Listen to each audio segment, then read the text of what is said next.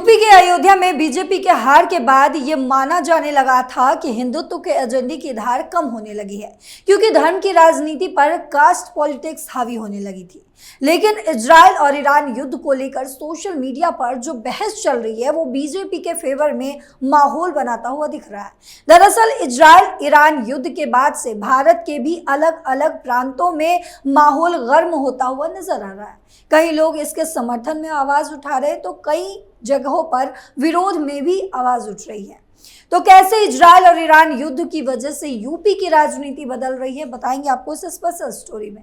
नमस्कार, आप देख रहे हैं कैपिटल टीवी उत्तर प्रदेश। मैं हूं आपके साथ पल्लवी सिंह।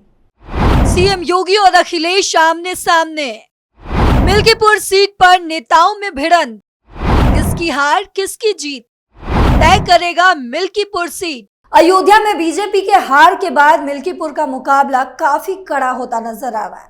असल में फैजाबाद के सांसद अवधेश प्रसाद की खाली की हुई सीट पर उपचुनाव होना है, लेकिन मतदान की तारीख अभी भी तय नहीं हुई है। मिल्कीपुर को लेकर बीजेपी की तरफ से खुद मुख्यमंत्री योगी आदित्यनाथ और समाजवादी पार्टी की तरफ से अखिलेश यादव ने कमान अपने हाथ में ले रखी है। हालत यह है कि अभी तक ना तो बीजेपी ने अपने पत्ते खोले और ना ही समाजवादी पार्टी ने उम्मीदवार फाइनल किया है। संभावितों के नाम हवा में ही तैर रहे हैं। बीजेपी के संभावित उम्मीदवारों के नाम तो कयासों के लिस्ट से कहीं आगे बढ़ सकती है। समाजवादी पार्टी से अवधेश प्रसाद के बेटे अजीत प्रसाद का टिकट पक्का माना जा रहा था, लेकिन अब उस पर भी संदेह जताया जाने लगा है। अजीत प्रसाद के खिलाफ अपहरण, मारपीट करने और धमकाने को लेकर एफआईआर हो चुकी है। एफआईआर के बाद अजीत प्रसाद विवादों में आ गए। इस मामले पर बीजेपी हमलावर हो गई, तो वहीं समाजवादी पार्टी की तरफ से बचाव में सफाई दी जाने लगी। वहीं अब ये माना जा रहा है कि अजीत प्रसाद की जगह अखिलेश यादव किसी और को भी मैदान में उतार सकते हैं। मिल्कीपुर विधानसभा उपचुनाव के लिए अभी तक सिर्फ बीएसपी और चंद्रशेखर आजाद की पार्टी के उम्मीदवारों के ही नाम सामने आए हैं। मिल्कीपुर जीतकर बीजेपी फैजाबाद लोकसभा सीट की हार का हिसाब पूरा करना चाहती है। जिस तरह हरियाणा से लेकर बिहार तक जातिवाद की राजनीति हावी होती जा रही है, बीजेपी के हिंदुत्व का एजेंडा कमजोर माने जाने लगा था। लेकिन इजराइल ईरान युद्ध को लेकर जिस तरह से सोशल मीडिया पर बहस चल रही है, लगता है कि बीजेपी मिल्कीपुर सीट को बदलापुर बनाकर ही मानेगी। इजराइल ईरान जंग के बीच सोशल मीडिया पर बहस तो 24 घंटे ही चलती रहती है। ये तो आम सी बात है। हर कोई अपनी अपनी शिफ्ट में मोर्चा संभाले हुए रहता है।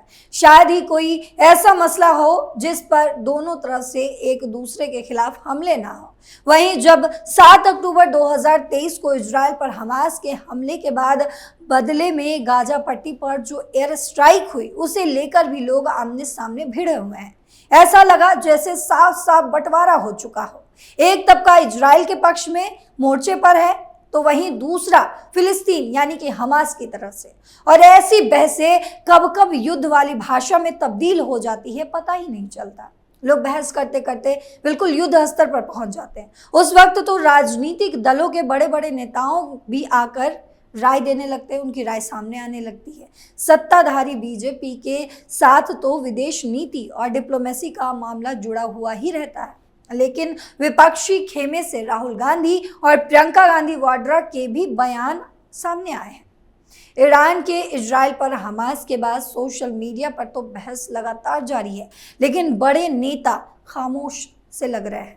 एक खास वजह जम्मू कश्मीर और हरियाणा में हो रहे विधानसभा चुनाव भी हो सकता है, इसलिए वो चुप नजर आ रहे हैं। ऐसे में ये बहस नेताओं के बजाय उनके समर्थकों के बीच फिलहाल चल रही है। और जैसे ही सोशल मीडिया, खासकर एक्स पर कोई अपनी राय रख रहा है, दोनों तरफ से शब्दों की मिसाइलें फायर होने लगती है। मसलन एक पोस्ट में लिखा जाता है कि ईरान ने इजराइल पर जवाबी हमला कर दिया, और जैसे ही फिलिस्तीन पर जुर्म से शुरू होकर लड़ाई के बड़े होते जाने का जिक्र आता है तो लोग अपने बयानों से टूट पड़ते हैं। लेकिन ऐसा भी नहीं है कि ये सब एक तरफा चल रहा हो। लोग सवाल भी उठा रहे हैं और जवाब भी दे रहे हैं। सोचने वाली बात यह है कि सवाल और जवाब एक ही जगह पे चल रहा है। पोस्ट के कमेंट में एक यूजर याद दिलाने की कोशिश करता है कि हमास के आतंकी ने कैसे इजराइल की लड़की को किडनैप किया, उसके साथ दुष्कर्म किया, उसे नंगा करने के बाद उसे जगह जगह घुमाया। वो वीडियो आपको भी याद होगा। और आखिर में उसको गोली मार दी जाती है। तभी इस बहस में शामिल हुए दूसरे यूजर का कहना है कि इजराइल के हमले से जो लोग खुशी मना रहे हैं, अब उनको इंसानियत दिखाई दे रही है। और फिर सवाल होता है, जब फिलिस्तीन के बच्चे शहीद हो रहे थे तो ऐसे लोग कहाँ थे? तभी नया कमेंट सामने आता है, भारत में रह रहे कुछ लोगों की चिंता समझ में आती है, लेकिन इजराइल आतंकवाद का खात्मा करके ही मानेगा। इजराइल ईरान जंग पर बहस से बीजेपी को कैसे फायदा? जैसे इजराइल ईरान युद्ध को लेकर दुनिया दो हिस्सों में बंट चुकी है, सोशल मीडिया पर बीजेपी के समर्थक और आलोचक भी आमने सामने खड़े हो गए हैं। अमेरिका, ब्रिटेन और जर्मनी जैसे मुल्क इजराइल के साथ खड़े नजर आ रहे हैं। वहीं अरब जगत के सुन्नी मुस्लिम बहुल देश लेबनान की संप्रभुता की बात जरूर करते हैं। सोशल मीडिया पर जो बहस चल रही है, करीब करीब वही चाय और पान की दुकानों पर भी देखा जा रहा है। और भी जो बहस चल रही है वो हिंदुत्व के एजेंडे के नैरेटिव को नए सिरे से मजबूत बना रही है। जाहिर है कि नए नैरेटिव का फायदा तो योगी आदित्यनाथ वाली राजनीति को मजबूती जरूर देगा और उसका परीक्षण स्थल मिल्कीपुर का मैदान ही बनने जा रहा है। अभी 2 अक्टूबर की ही बात कर ले तो राजघाट पहुंचकर श्रद्धा सुमन अर्पित करने के अलावा सभी लोगों ने महात्मा गांधी को अपने अपने तरीके से याद किया। वहीं प्रशांत किशोर ने तो बिहार में अपनी राजनीतिक पार्टी ही लॉन्च कर दी है। गांधी जयंती के बहाने भी लोग इजराइल और ईरान युद्ध पर बहस कर रहे हैं। फेसबुक पर एक पोस्ट में व्यंग और कटाक्ष के डिस्क्लेमर के साथ लिखा है कि आज सच में महात्मा गांधी जी की कमी खल रही है। जहां दुनिया के कई देश इजराइल के समर्थन में खड़े हैं, कोई तो हो जो ईरान जैसे आतंकवाद समर्थक देश का भी सपोर्ट करने वाला होना चाहिए। बापू ने ऐसे ही मौके पर पाकिस्तान के लिए भी भूख हड़ताल की थी। सोशल मीडिया पर हो रही इस बहस को देखकर तो नहीं लगता कि कास्ट पॉलिटिक्स के हावी होने के बावजूद भी बीजेपी के हिंदुत्व का एजेंडा बेअसर होने लगा है। वहीं आपको ये भी बता दें कि फैजाबाद लोकसभा सीट से अवधेश प्रसाद के सांसद बन जाने से मिल्कीपुर विधानसभा सीट खाली हो गई है। मिल्कीपुर समेत यूपी की 10 सीटों पर जल्द ही उपचुनाव कराए जाएंगे। बताया जा रहा है कि मिल्कीपुर से सपा अवधेश प्रसाद के बेटे अजीत प्रसाद को अपनी उम्मीदवारी बनाई गई, लेकिन उस पर भी फिलहाल स्टॉप लग गया है। हालांकि अभी ये नाम की घोषणा नहीं की गई थी, मैंने आपको पहले भी बताया। वहीं चर्चा है कि सपा की देखा देखी बीजेपी भी पासी वर्ग से जुड़े किसी नेता को यहां से उतार सकती है। बीजेपी का शीर्ष नेतृत्व प्रत्याशी के नाम को लेकर मंथन फिलहाल चल रहा है। लोकसभा सीट हारने के बाद बीजेपी मजबूत जातीय समीकरण तैयार करने की दिशा में काम लगातार कर रही है। ये नेता बन सकते हैं बीजेपी के उम्मीदवार। वहीं 2022 विधानसभा चुनाव में बीजेपी ने बाबा गोरखनाथ को अपने उम्मीदवार बनाया था। इस बार भी वो अपना टिकट फाइनल मानकर चल रहे हैं।